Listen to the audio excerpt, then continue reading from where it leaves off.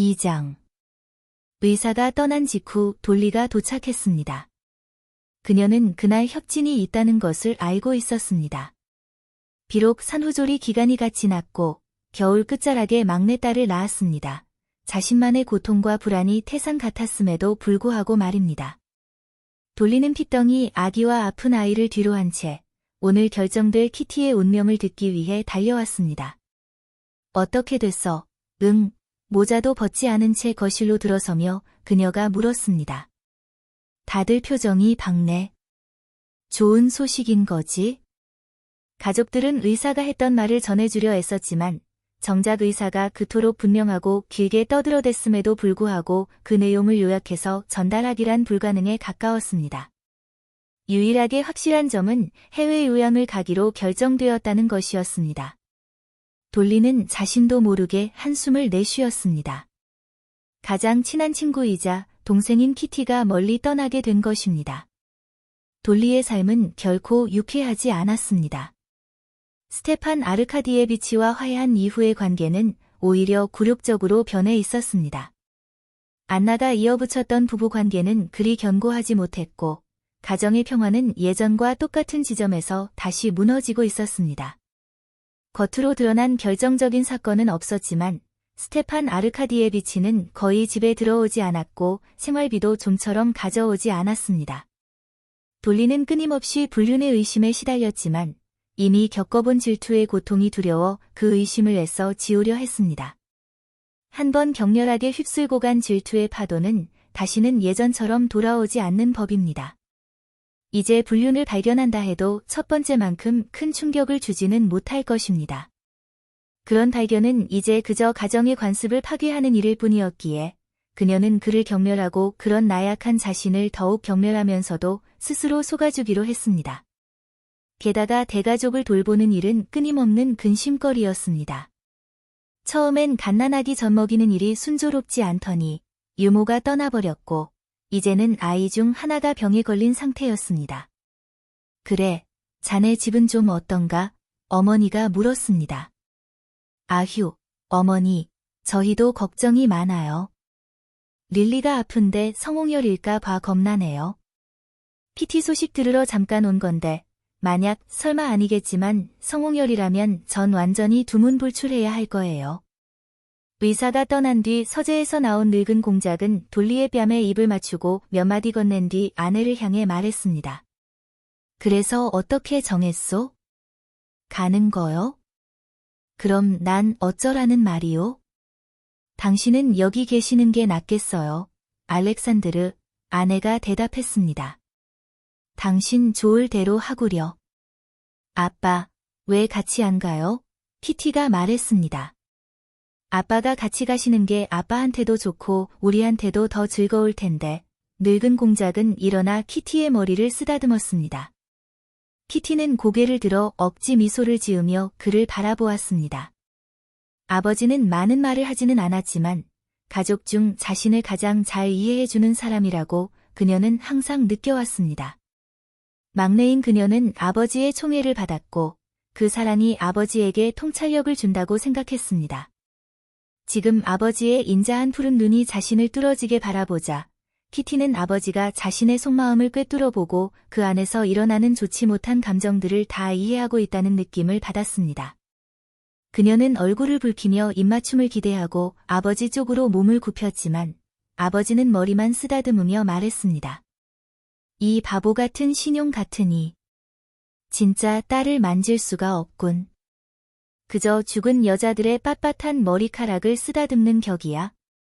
그래, 돌린카. 그는 큰딸에게로 고개를 돌렸습니다. 자네 그 젊은 수사슴은 요새 뭐 하고 지내나? 응? 아무것도요. 아빠. 돌리는 남편을 뜻하는 말임을 알아듣고 대답했습니다. 항상 밖에 나가 있어서 거의 얼굴 보기도 힘들어요. 그녀는 냉소적인 미소를 지으며 이 말을 덧붙이지 않을 수 없었습니다. 아니, 숲을 파는 일 때문에 아직도 시골에 안 내려갔단 말인가? 네, 아직도 여행 준비 중이에요. 어허, 그렇단 말이지. 공작이 말했습니다. 그럼 나도 여행 준비나 해야겠군? 당신 뜻에 따르겠소. 그는 아내에게 말하며 자리에 앉았습니다. 그리고 카티야, 그는 작은 딸에게 말을 이었습니다. 어느 날 아침 기분 좋게 일어나서 스스로에게 이렇게 말해야 한다. 아, 이제 다 나았네. 기분도 최고야. 다시 아빠랑 같이 설이 내린 일은 아침 산책을 나가야지. 어떠냐? 응?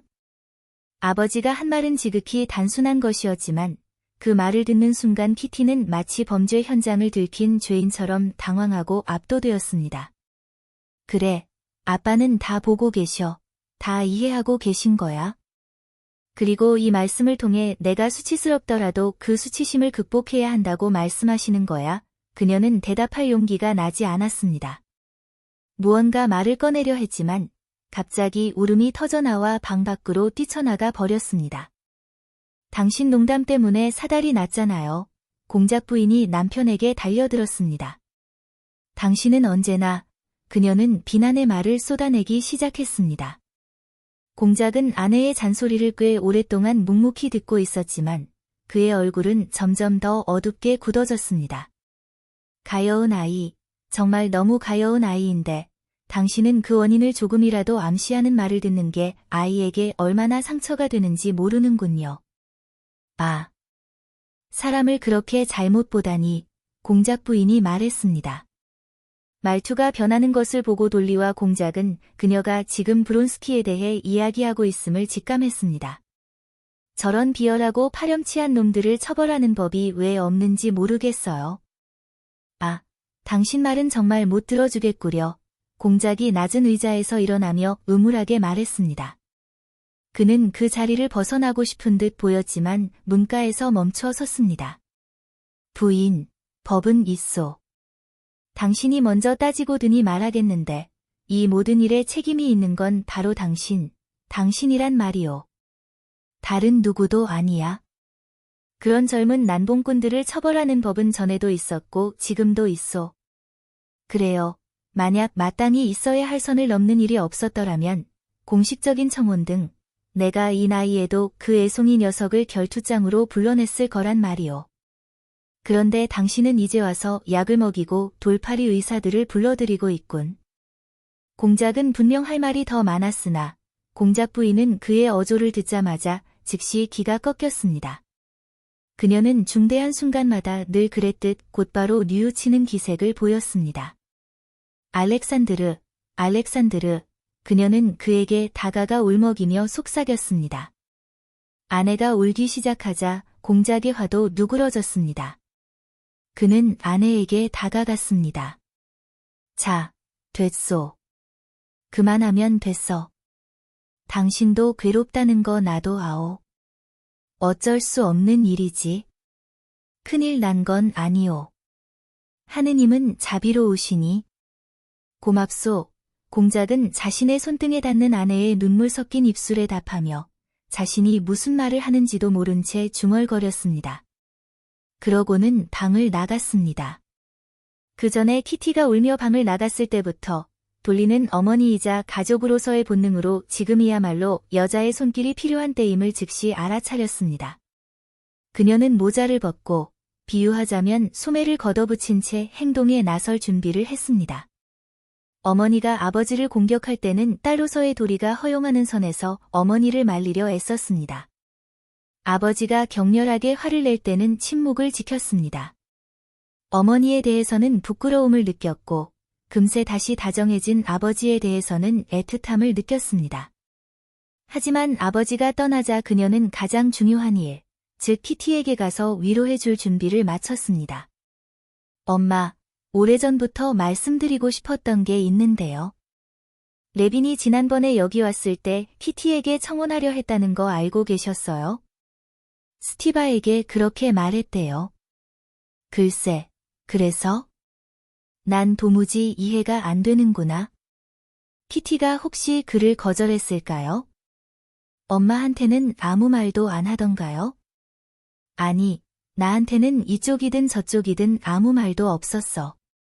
그 애는 자존심이 너무 강하잖니.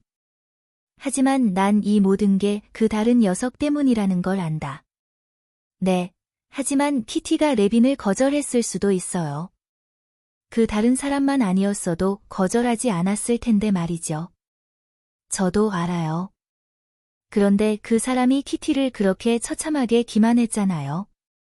자신이 딸에게 얼마나 큰 죄를 지었는지 생각하는 것은 공작 부인에게 너무나 괴로운 일이었기에 그녀는 다시 화를 터뜨렸습니다.